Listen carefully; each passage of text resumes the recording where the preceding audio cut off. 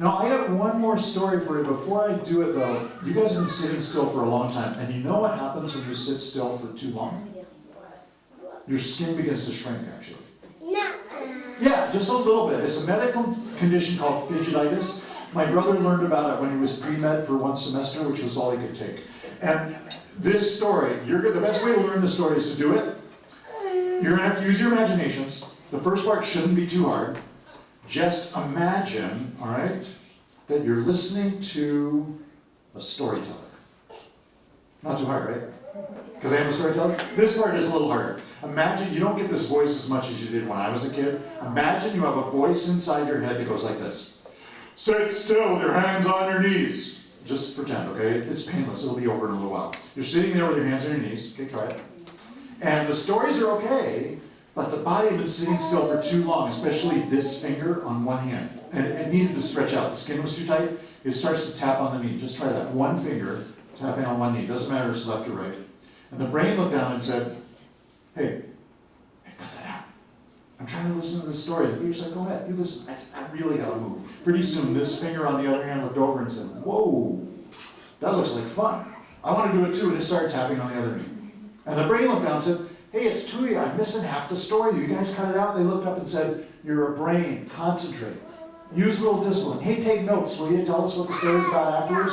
Pretty soon, it wasn't just 2 fingers. It was all the fingers and the thumbs, and then it was the hands going, banging on the knees. Now, the knees looked up. Someone's banging on your head. Look up, right? The knees looked up and said, that looks like fun. I want to do it too. And the knees started going up and down. And when the knees went up and down, the feet went up and down, the body got bigger and bigger, getting wilder and wilder, until finally it started to get tired, and it started to slow down. It didn't stop. It just kind of slowed down. Now the feet stopped first, because in my case they had shoes on, but the hands, no shoes, right?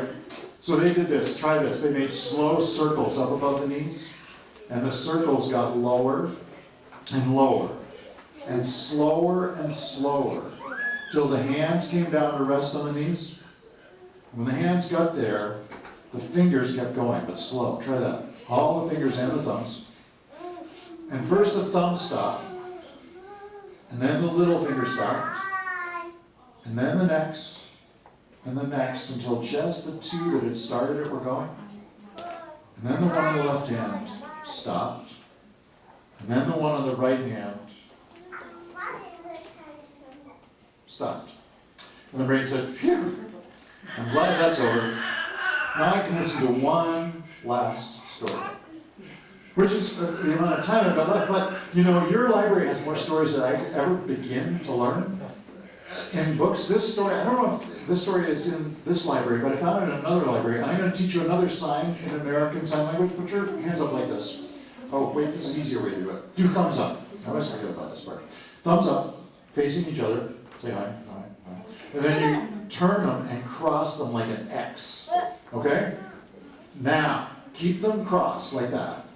But slowly open up your fingers to make wings. Butterfly. Yeah, this is the American Sign Language word for butterfly. And once there was a very beautiful black butterfly that flew only at night, so you didn't see it very often, because most often at night you're doing what? Sleeping, yeah. Well, this butterfly was flying along, and it's a night when the moon comes up big and beautiful in the night sky. Remember the story, make a moon, nice round moon, put it up there. And the moon was so beautiful, the butterfly took one look at the moon, and it fell in love. I know, it doesn't make much sense, but sometimes love makes no sense at all. This was one of the times, and the butterfly tried to fly to the moon, but the moon's a long ways away. It didn't get very close before it got tired. It couldn't fly anymore. Sadly, it floated back down to Earth. Now, every night after that, it would try to fly to the moon.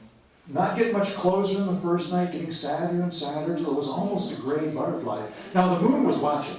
The moon sees these things, you know. It knew it had to do something for this poor butterfly.